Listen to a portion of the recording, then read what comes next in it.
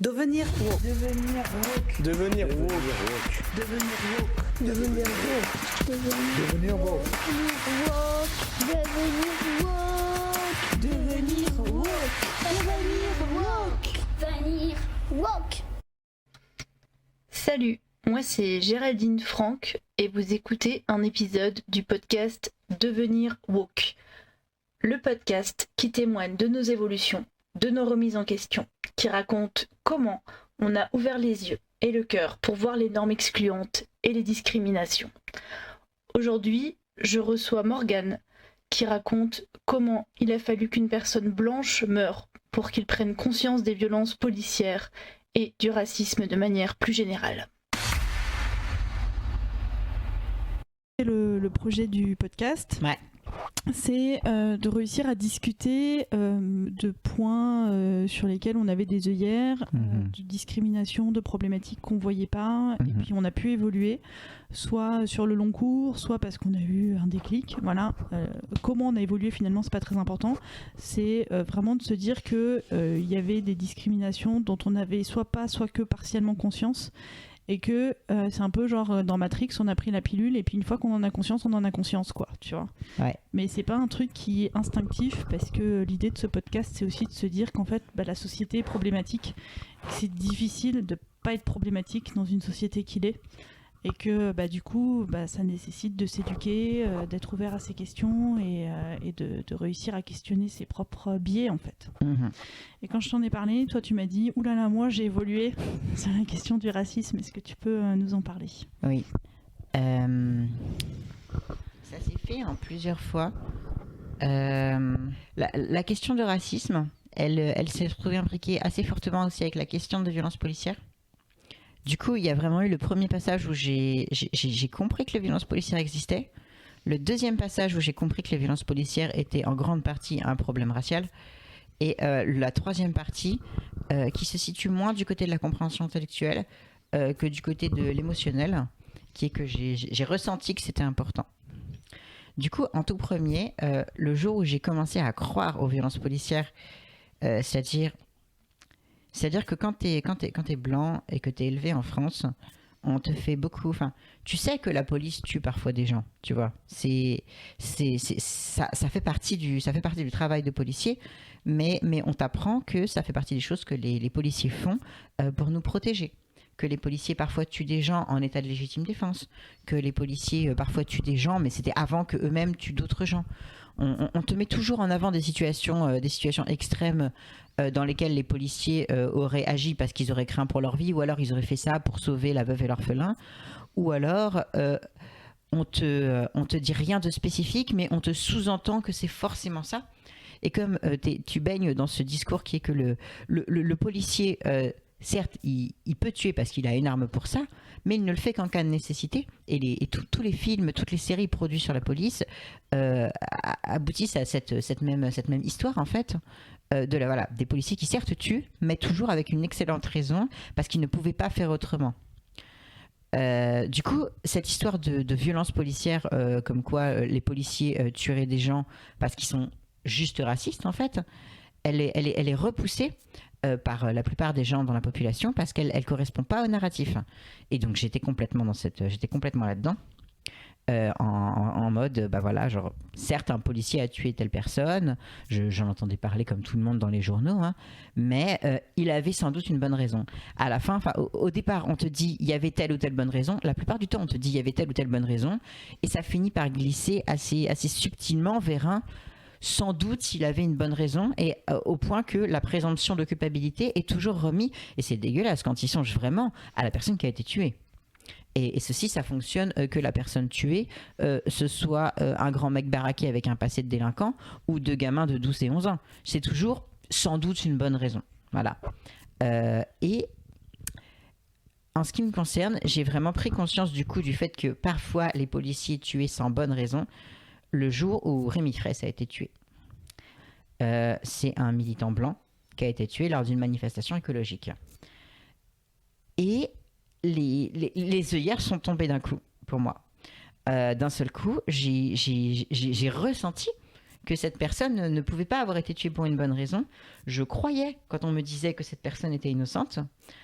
Et je me suis retrouvée devant les discours de la famille, des amis de Rémi Fraisse qui le défendaient en disant mais pas du tout, notre ami, notre frère n'était pas un délinquant, il méritait pas de mourir, il était juste dans une manifestation écologique. Et du coup je le croyais et ça m'a beaucoup choquée. Moi dans ma tête, voilà, vraiment ça a complètement ébranlé toute la confiance que je pouvais avoir dans mon pays et dans son système gouvernemental.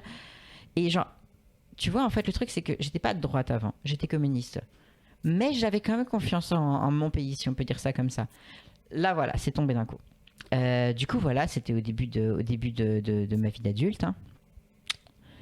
Et du coup, voilà, d'un seul coup, j'ai réalisé que parfois, la police tuait sans bonne raison. Et il m'a fallu encore plus de temps pour mesurer le problème. Ensuite, vers 2015, j'ai commencé à faire de plus en plus de vraies manifestations, dans le sens où toutes les manifestations que j'avais fait précédemment, c'était beaucoup des manifestations d'antispécistes.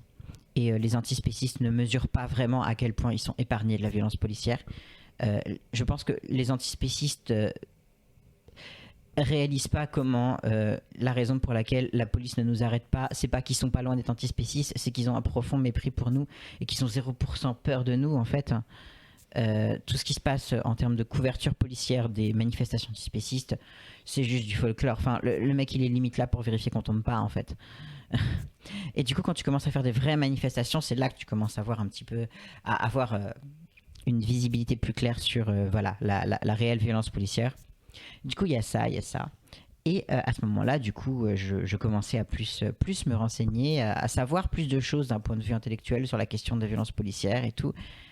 Et un jour, dans la fac où j'étais, du coup, à Paris 8, on avait un certain nombre de collectifs en non-mixité, dont une qui s'appelait NMXR. C'était une collectif en mixité non-mixte racisée, du coup. Et entre autres choses, comme la plupart des collectifs non mixtes, ils organisent aussi des conférences pour le grand public, pour tout le monde du coup.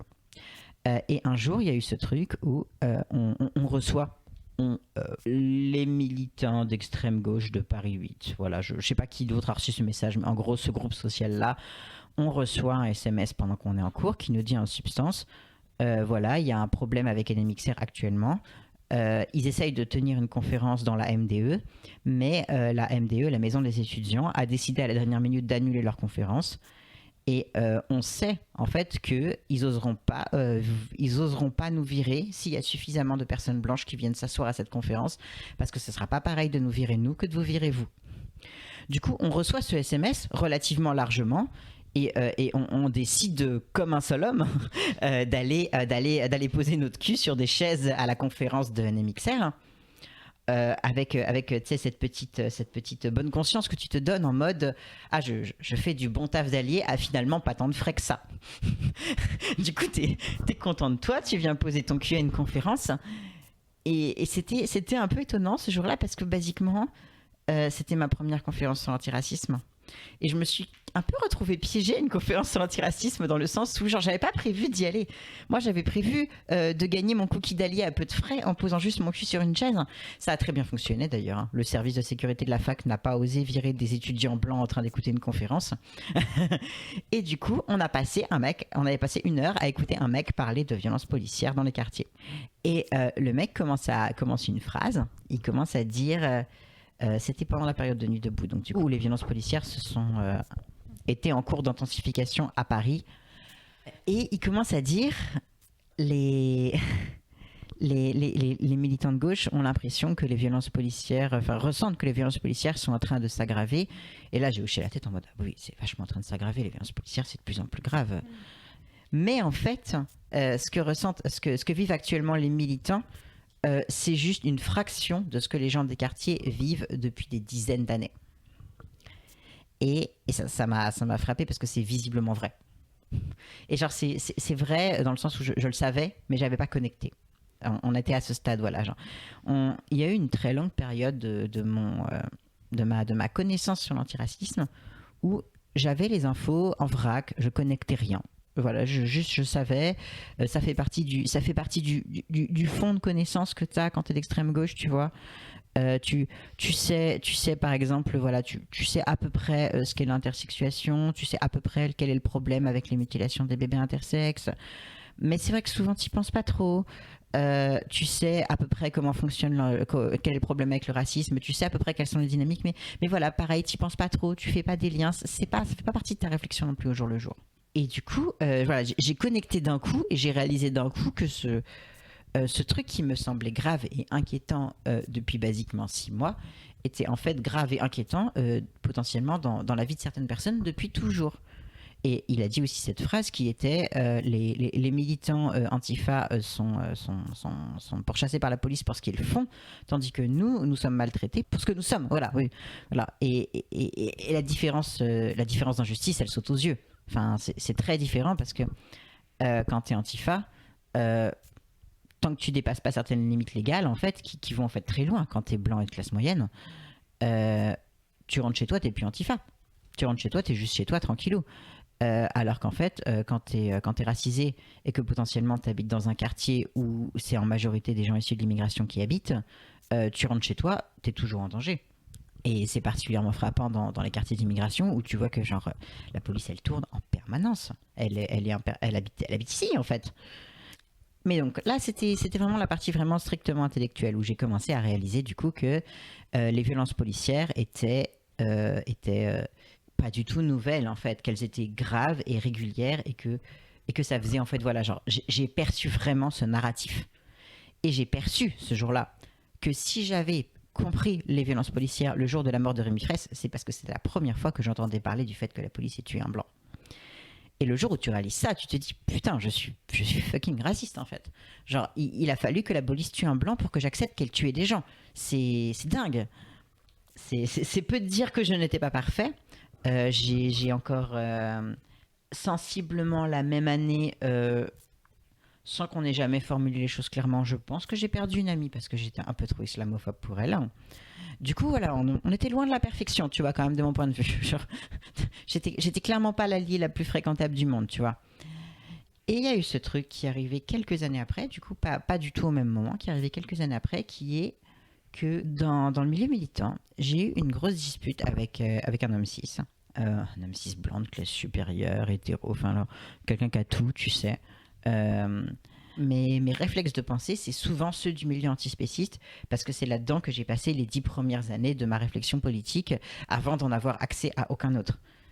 Et dans le milieu antispéciste, on a une phrase qu'on dit beaucoup, en fait, c'est que manger de la viande, c'est faire passer un plaisir futile, donc le plaisir de manger quelque chose, avant le besoin vital d'un autre individu. Et en fait, c'est cette pensée qui m'est arrivée d'un coup. J'ai pensé, il est en train de faire passer le caprice futile d'un homme cis, d'un autre homme cis, qu'il est censé aimer beaucoup moins bien que moi, puisque cet autre homme cis, c'est pas son fils adoptif en fait, avant le besoin vital d'une personne qui prétend aimer inconditionnellement. La seule raison pour laquelle tu peux faire ça à quelqu'un, c'est que tu ne le considères pas comme étant intrinsèquement de même valeur que toi. C'est que tu considères soit qu'il n'est pas autant humain, enfin d'une manière générale, sa vie n'a pas la même valeur que la tienne.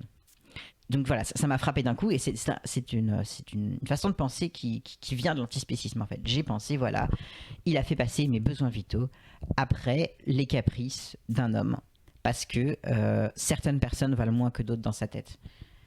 Et la pensée que j'ai eue juste après, c'est horrible, enfin... comment peut-on faire une chose pareille ? Est-ce que ça m'est déjà arrivé de faire une chose pareille ? Et ce qui s'est passé en fait à ce stade, c'est que c'est comme si d'un coup j'avais eu d'un coup dans ma tête la liste qui avait genre défilé d'un coup, tu sais, comme un film qui n'attendait que d'être lancé, tu sais, en mode alors oui, je suis content que t'en parles. Et d'un coup j'ai commencé à voir dans ma liste défiler en fait toutes les fois où j'avais fait ça en fait, où j'avais fait passer les besoins vitaux de personnes qui étaient toujours des personnes racisées, parce que c'est à ça que j'ai pensé, pour le caprice de quelques-uns, à toutes ces fois où j'avais soit laisser faire des trucs racistes, soit encourager des trucs racistes, plutôt que juste pour pour pas mettre une personne blanche mal à l'aise, pour pas faire mal au cœur à une personne blanche, pour pas me mettre moi-même dans une position inconfortable. Du coup, ça m'a frappé d'un coup, en fait. Non seulement, oui, j'avais toujours fait ça, mais en plus, je l'avais fait de nombreuses fois. Et le truc le plus perturbant étant que je m'en souvenais. Si je m'en souviens, c'est que je savais au moment où je le faisais que c'était mal. Parce qu'il y a des choses que tu ne sais pas. D'ailleurs, ce que je notais, en fait, c'est que je m'en souvenais. Mais je m'en souvenais jusqu'à un certain point.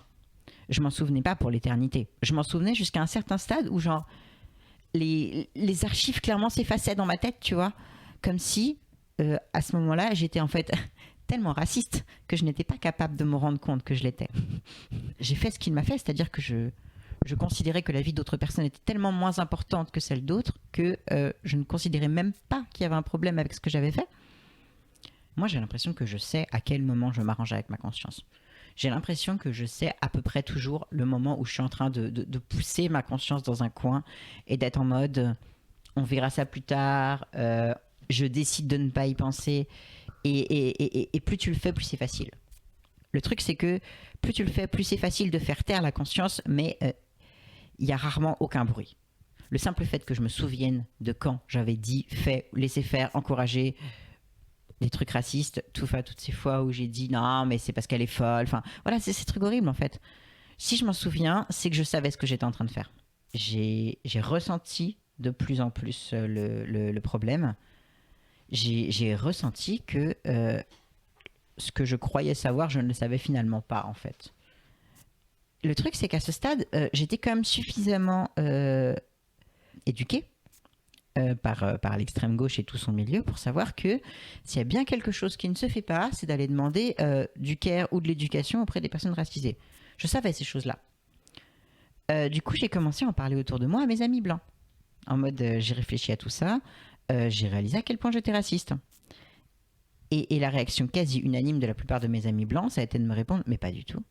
T'inquiète pas, t'es pas du tout raciste, t'es une bonne personne. » Et là où moi je m'attendais, naïvement peut-être, hein, là où je m'attendais à ce que ces personnes s'exclament putain mais t'as raison, moi aussi, qu'est-ce qu'on fait en fait?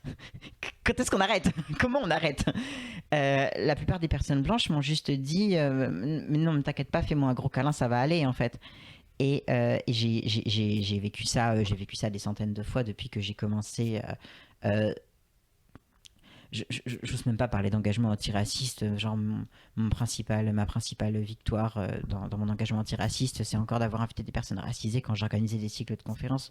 On peut pas parler d'un énorme engagement antiraciste. C'est déjà beaucoup plus que la plupart des blancs néanmoins. Et à chaque fois que je me fais remercier pour avoir fait 3 fois rien, ça me déprime un peu en fait. Genre ce côté où tu te dis genre waouh, c'est à la fois 3 fois rien et ça semble juste tellement beaucoup plus que beaucoup d'autres gens. Du coup il y a eu ça jusqu'à ce que je tombe effectivement sur 2 personnes blanches que je connaissais qui m'ont juste dit bah oui clairement t'es raciste. Enfin déjà parce qu'on est tous racistes, mais pas genre il y a plusieurs façons de dire on est tous racistes et ça c'est quelque chose qu'à gauche on dit beaucoup, genre oui on est tous racistes, on a tous de l'homophobie intériorisée, on a tous de la misogynie intériorisée, mais on le répète un peu, tu sais, en mode je connais la phrase, je la répète, mais elle n'est pas reliée à de l'affect. Au moment où tu commences à de la relier à de l'affect, tu commences à ressentir pas autant que si tu étais concerné, mais au moins une partie de l'urgence de la situation. Du coup voilà, j'ai 2 de mes amis qui ont réussi à me dire frontalement bah oui, et par rapport à cet ami du coup qui me parle plus parce que j'ai dit des trucs islamophobes, j'ai un ami qui m'avait répondu j'espère que tu t'attends pas à ce que je te console. Et ça fait du bien à entendre parce que tu te dis il y a encore une marge d'amélioration. Genre moi et ma culpabilité blanche totalement inutile, on n'est pas arrivé au summum de l'antiracisme, on peut sûrement faire un petit peu mieux que ça. Ma principale contribution à l'antiracisme, ça n'a toujours été que de tenter de donner une plateforme quand moi j'en avais une, ou alors d'apporter ces sujets dans des milieux blancs où j'étais clairement mieux intégré que d'autres personnes, en particulier dans le milieu antispéciste. Et c'est parfois assez gênant en fait de constater à quel point les blancs sont si prompts à te donner des cookies de bon allié antiraciste, à quel point ils sont si prompts à te dire waouh, c'est formidable tout ce que tu fais, je ne peux imaginer une telle quantité d'engagement pour l'égalité. Et t'es là juste en mode j'ai juste invité une meuf qui est experte sur un sujet en particulier. Et c'est vrai que le moment où on m'a donné une liste de personnes blanches, j'ai fait l'effort de voir s'il n'y en avait pas potentiellement d'autres. Et c'est un travail, mais il n'a rien à voir avec le fait de se prendre le racisme tous les jours. Tu vois, c'est juste pas la même quantité d'énergie. Est-ce que tu disais que tu avais eu cette conscience comme ça qui était en arrière-plan dans des moments où tu faisais des choses racistes et que même si elle n'était pas suffisamment forte pour t'empêcher, est-ce que du coup ça te permet de nous raconter un ou deux exemples concrets puisque souvent les gens disent qu'ils n'avaient pas conscience, mais toi tu dis si, il y avait quelque chose quoi. Et ce quelque chose fait que ça s'est inscrit dans ta mémoire. Est-ce que tu pourrais, est-ce que tu as envie de partager des exemples de choses que tu as faites dont tu as pris conscience du fait qu'elles étaient racistes? Alors, l'exemple qui m'est venu le plus spontanément, et je vais tenter de le raconter sans balancer les noms de tout le monde, même si c'est compliqué, mais du coup, au cours d'une situation du type cycle de conférence, je suis arrivé 24 heures après que ça ait commencé. Et basiquement, mes amis sur place m'ont expliqué, il y a un petit peu, là c'est un peu la merde en fait, t'arrives pile au bon moment pour que ce soit la merde. Mais basiquement, l'organisateur principal de l'événement vient de dire un truc raciste à une meuf que tu connais pas. Je la connaissais pas, mais c'était une amie d'amis proches. Du coup, à ce stade, j'étais aussi amie avec le mec. Mais basiquement tous ces gens étaient mes amis en fait, voilà, genre j'avais aucune personne avec qui j'avais zéro affect.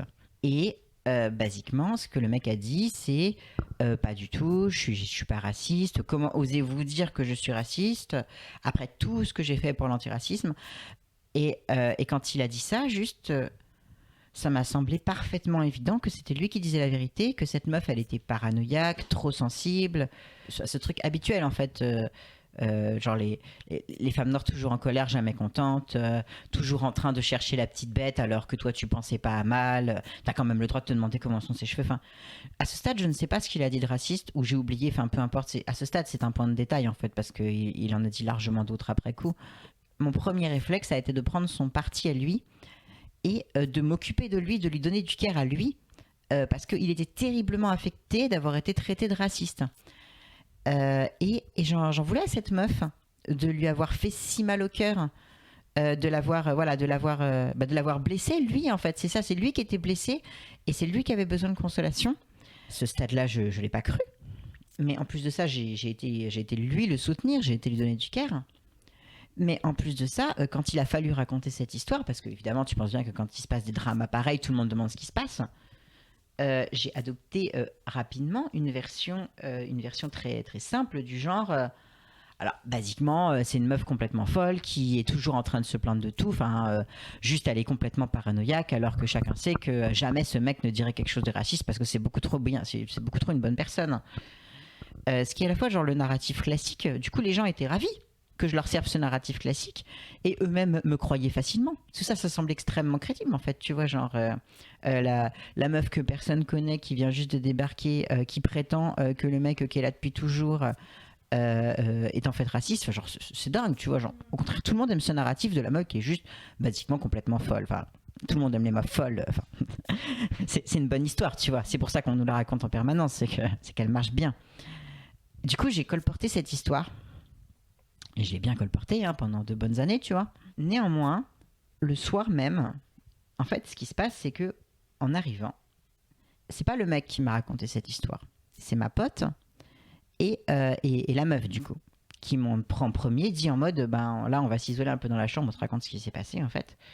Et il y a un certain nombre de choses dont je culpabilise à ce stade, c'est que genre leur premier réflexe, ça a quand même été de penser qu'elle pouvait compter sur moi, ce qui n'était pas le cas.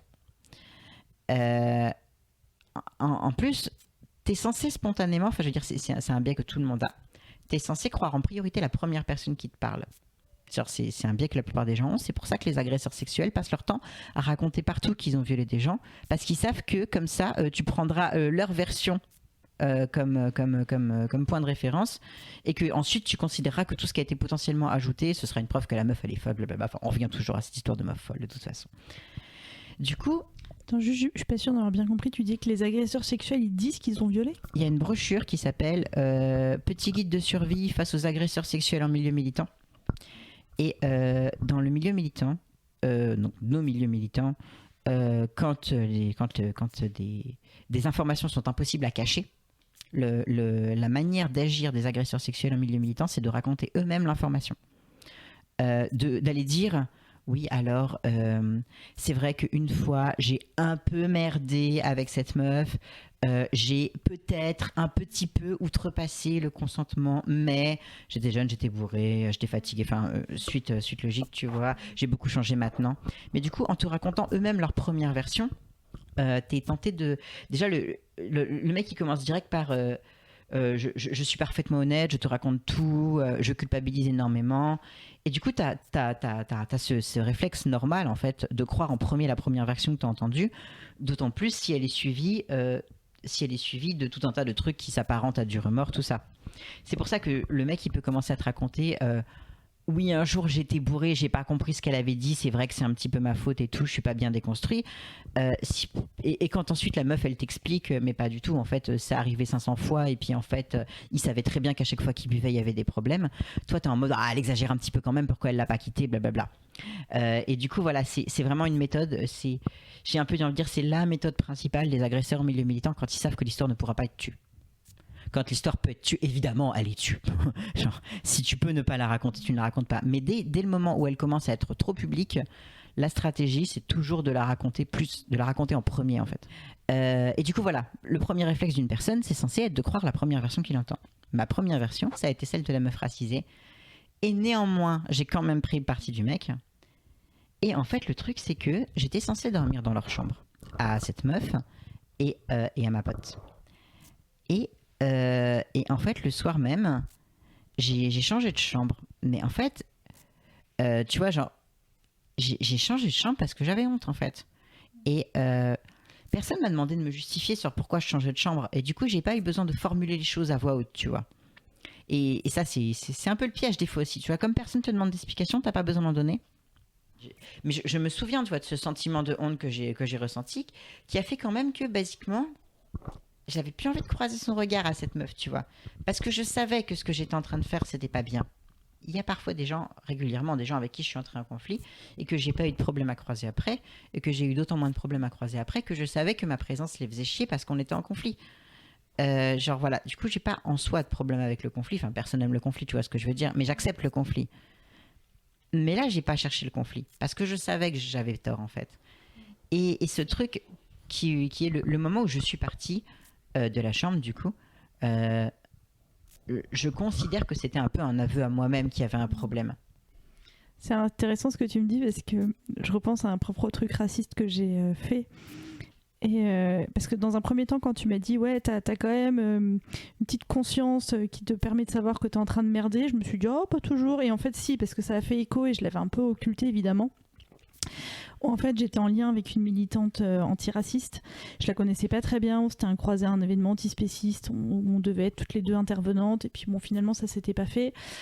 On avait été un peu en lien. Et en fait, moi, c'était une époque où je connaissais pas beaucoup de militants antiracistes. Et en fait, j'avais lu un article que je trouvais extrêmement raciste dans un journal qui se veut progressiste, mais qui l'est pas. Donc, on va pas citer. Et en fait, je lui ai partagé l'article. Et elle m'a posé une question hyper pertinente. Elle m'a dit « Pourquoi tu m'envoies ça ?» Et en fait, la question est bonne, c'est-à-dire qu'en fait, elle est militante antiraciste depuis bien plus longtemps que moi, je n'ai été conscientisée à cette question. Et en fait, je ne lui envoie pas parce qu'elle est militante antiraciste, je l'envoie pour qu'elle me dise « Ah oui, c'est horrible » et que du coup, cette colère que je ressente soit une colère partagée, qu'on soit deux à la porter, etc. Sauf que je le faisais porter à quelqu'un qui avait déjà une hyper conscience de la problématique et qui en plus était concerné. Donc en plus, ça vient toucher quelque part où moi, ça ne peut pas venir me toucher en fait. Oui. Et en fait, la seule vraie raison pour laquelle je lui ai envoyé cet article, c'est parce qu'elle est noire, noire et engagée, et que du coup, je m'attendais finalement quelque part à un peu de travail de care de sa part. Et quand elle me posait cette question et que je me suis rendu compte que c'était inapproprié, en fait, j'ai eu tellement honte que j'ai pas été capable de lui dire waouh, désolé, j'aurais pas dû te l'envoyer. En fait, je lui dis ah mais tu sais, c'est parce qu'on l'avait évoqué ensemble, on avait parlé de tel journal, c'est pour ça que je te l'ai envoyé à toi. Mais parce que j'ai senti la honte de genre mais en fait j'ai merdé quoi. Enfin, tu n'arrives pas à t'arrêter dans la justification. Il fallait que je me raconte une autre histoire que la réalité, quoi, tu vois. Ouais, c'est quelque chose que j'ai clairement constaté depuis que j'ai commencé la prostitution. À chaque fois qu'une prostituée a été tuée de manière affreuse quelque part à un endroit dans le pays ou même potentiellement dans un autre pays, il fallait que 2-3 personnes viennent me le raconter en détail, en mode oh, mais t'as vu cette prostituée qui a été jetée dans le Rhône après qu'on lui ait coupé la tête? Et t'es là en mode alors oui. Dis-toi que je sais probablement. Petit 2, je n'ai pas forcément envie d'en parler. Genre, si j'avais envie d'en parler, ce serait peut-être pas avec toi. Et ensuite, est-ce que tu crois que... Qu'est-ce que tu essayes de faire en me parlant de ça? Tu vois, je veux dire, que je te rassure, je le ferai pas. C'est pas mon taf, en fait, à ce stade. Genre, voilà, ça n'arrive pas souvent, parce que Dieu merci, ça n'arrive quand même pas si souvent que ça. Mais c'est arrivé à chaque fois. À chaque fois qu'il y a eu ce genre de cas, les gens venaient me voir en mode oh, t'as entendu parler de ça? Et t'es là en mode oui, en fait, je suis au courant. Et tu sais quoi, je sais même ceux que toi tu sais pas. mais du coup oui, moi aussi j'ai souvent envoyé des articles. Moi je crois que je le faisais dans un but, je voulais une espèce de cookie de comment dire ça, de cookie du bon analyste, tu vois, en mode oh, mais dis donc, est-ce que cet article il serait pas super raciste? Donc ça c'est moi qui parle, tu vois, et la personne dans ma tête elle me répondrait c'est vrai, cet article il est très raciste, voilà un cookie pour avoir repéré le racisme dans cet article de valeur actuelle. Et moi je suis contente, tu vois, et quand tu repenses aux fois où t'as fait ça, et je l'ai fait 2-3 fois, tu vois, et un jour je sais pas, ça m'a frappé soudain et j'étais en train de me dire je sais pas à quel moment ça m'a frappé, mais un jour j'ai réalisé que toutes les fois où je m'étais dit mais dites donc, est-ce que ce serait pas un petit peu raciste? Faudrait que je le fasse contre-checker. C'était 100% des cas racistes en fait. Si tu te dis ce serait peut-être pas raciste, ça l'est en fait. Bien sûr, il y a peu de chances qu'à ton niveau de capacité d'analyse, en fait, si tu te poses la question, c'est que tu as déjà répondu en fait. Si tu as un léger malaise, c'est probablement le cas, tu vois. Quand tu dis est-ce que ça peut être considéré comme de l'appropriation culturelle, la réponse est oui. Si ça peut être considéré comme inapproprié, la réponse est probablement oui en fait. Et du coup voilà, je l'ai fait 2-3 fois. Et il y avait un truc qui m'avait particulièrement frappé. C'était en termes de trucs émotionnels, tu vois. Parce que genre, il y a ce truc qui est que quand tu... Ça, c'est quelque chose qui me frappe plus avec d'autres choses que le racisme parce que je ne le vis pas. Mais quand tu vis avec une certaine dose de violence, tu finis par t'y habituer. Et tu ne peux pas en permanence avoir une réaction émotionnelle. Un exemple qu'on pourrait donner concrètement avec l'antispécisme, c'est peut-être la première année, tu tapes une méga déprime en pensant aux animaux dans les abattoirs. 20 ans après, tu as besoin d'avoir mis ça à une certaine distance. Sinon, tu peux plus militer, en fait. C'est pareil avec la question du féminisme, c'est pareil avec la question du racisme aussi, je suppose. Et en l'occurrence, j'ai mesuré aussi la quantité de violence auxquelles les personnes racisées s'étaient habituées le jour où je me suis retrouvée, du coup, à regarder le premier film d'Amandine Gay, Ouvrir la voie. Donc, qu'un ami blanc m'avait conseillé en me disant, alors, bon... Oui, bien sûr, t'es raciste, ça paraît tout à fait évident. Du coup, va voir ça, ça et ça. Et puis, si t'as des questions, tu peux revenir après. et du coup, j'avais regardé le film d'Amandine Gay et j'avais été le voir avec une amie racisée à moi qui voulait aussi le voir. Du coup, on est là. Et les meufs, pendant le reportage, elles commencent à raconter des trucs qui, moi, me semblaient atroces, tu vois. Qui me semblaient atroces et qui semblaient genre tellement tristes. Du coup, je commence à me mettre à chialer dans le cinéma. Et t'avais mon amie qui était à côté de moi et qui crédiblement devait avoir...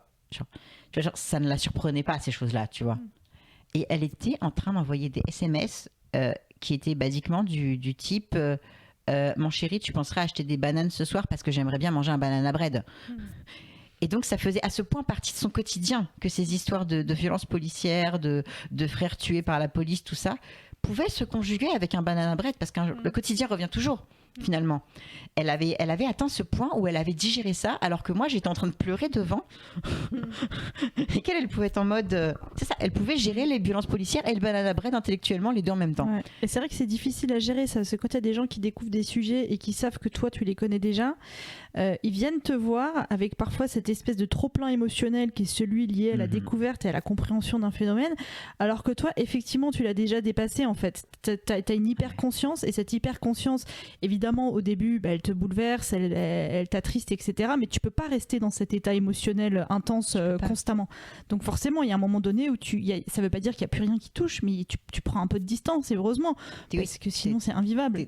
T'es obligé, et comme je crois que c'est Dworkin qui a fait un livre qui s'appelle Être et rester en colère, parce qu'effectivement c'est aussi facile de mettre la colère complètement de côté et complètement sous le tapis pour mieux vivre soi-même.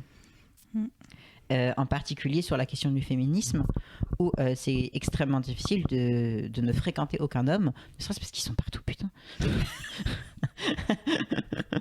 Du coup, il y a vraiment des moments donnés, t'as envie de ne plus être en colère, t'as envie de penser à autre chose. Et du coup, il faut l'être, il faut le rester, il faut que ça te bouffe pas non plus entièrement.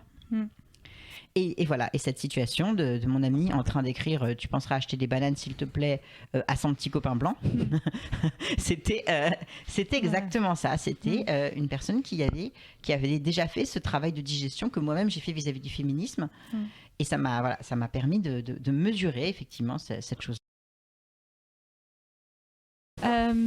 Tu vois, tout ce que tu racontes là, ça me fait penser à une vidéo que j'avais vue qui était hyper bien, qui en fait montre un jeune blanc en train d'essayer d'ouvrir un cadenas de vélo dans un parc, et en fait personne ne vient le voir, et effectivement toi t'es en train de regarder cette vidéo et tu te dis oh putain, le pauvre il a perdu ses clés quoi. Et tu le vois donc en train d'essayer d'ouvrir ce cadenas, de galérer, mais vraiment il se cache pas quoi. Donc, et comme il se cache pas, tu te dis en fait il est en train de faire un truc légal quoi. Il a perdu ses clés, il essaie de trouver une façon d'ouvrir son cadenas, personne vient le déranger, il finit par ouvrir son cadenas, il se barre. Et puis ensuite on te met une scène dans le même parc avec le vélo au même emplacement, et puis sauf que cette fois le gamin il est plus blanc, il est noir, il essaie en train d'ouvrir un cadenas, et en fait tu te projettes tout de suite dans une autre histoire. Tout de suite tu te dis pas que le gars il a perdu ses clés, mais tu te dis qu'il est en train de voler. Et t'es d'ailleurs pas la seule à te dire ça, puisque toutes les personnes qui sont dans le parc se disent la même chose. Tu vois que là contrairement à la scène précédente, les gens ils passent pas à côté de façon anodine, mais se mettent soit à l'interpeller, soit à sortir leur téléphone pour appeler la police, etc. Et évidemment la fin de la vidéo c'est de te dire mais pourquoi est-ce que l'un tu le catalogues comme pauvre gamin qui a perdu ses clés, et l'autre tu le qualifies de bandit qui est en train de commettre un larcin, et tu te dis non mais attends, je suis pas raciste, il y a forcément des éléments qui diffèrent de l'un à l'autre, et puis après on t'explique qu'en fait non il les avait habillés de la même façon. Voilà, c'est une étude, et que évidemment pour pas qu'il y ait de biais on a pris le même vélo, le même emplacement, et qu'ils sont 100% habillés pareil sur un jour analogue au même horaire, etc. Enfin voilà, évidemment c'est une étude, donc c'est fait sérieusement avec aucun autre item qui ne change, puisque le seul item qu'on cherche à analyser c'est la couleur, donc il faut que les autres soient identiques quoi. J'avais vu un projet artistique du même qui servait sensiblement à prouver la même chose. C'était du coup un photographe noir qui avait demandé en fait à genre peut-être 10-15 hommes noirs, tous de classe supérieure, en mode des avocats, des médecins, enfin ce genre de profession, tu vois, des gens qui des gens au quotidien qui au minimum ne subissent pas le classisme en fait, et qui en fait qui correspondent aussi à ce qu'on attend d'une personne correctement intégrée dans la société, voilà, qui au quotidien en tout cas sont suffisamment bourgeois en tout cas pour s'intégrer. Et il les avait pris en photo d'assez près en jogging. Et en fait, il faisait une collection. En fait, la collection finale, c'était juste une dizaine de photos d'hommes noirs en jogging. Et ce que tu te rends compte, en fait, c'est que ton premier réflexe, et c'est ça qu'il voulait montrer, en fait. Ton premier réflexe, c'est de penser que c'est quelque chose d'inquiétant, en fait. Voilà. Un homme noir en jogging t'évoque spontanément une inquiétude. Et ça vient pas de nulle part évidemment. Et je trouve ça particulièrement intelligent de sa part effectivement d'avoir pris pour ça en fait des hommes qui en fait ne sont pas des délinquants, genre qui en fait la seule raison pour laquelle tu supposes qu'ils ressemblent à des délinquants, c'est juste cette accumulation de deux choses, qui est qu'ils sont noirs. Ce sont des hommes, effectivement. Si c'était des femmes, ce serait sûrement la même chose, parce que la question est différente, mais on a globalement moins peur des femmes quand même. Mais voilà, ce sont des hommes noirs en jogging, et ça suffit, en fait. Et ça, comme tu dis, ça vient pas de nulle part. Tu vois, là, je regardais un dessin animé il y a pas longtemps.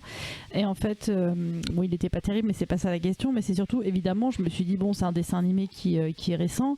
On va peut-être sortir de la dichotomie noir-blanc où les méchants sont toujours ceux qui sont en noir. Et en fait, pas du tout. C'est des méchants dans le film.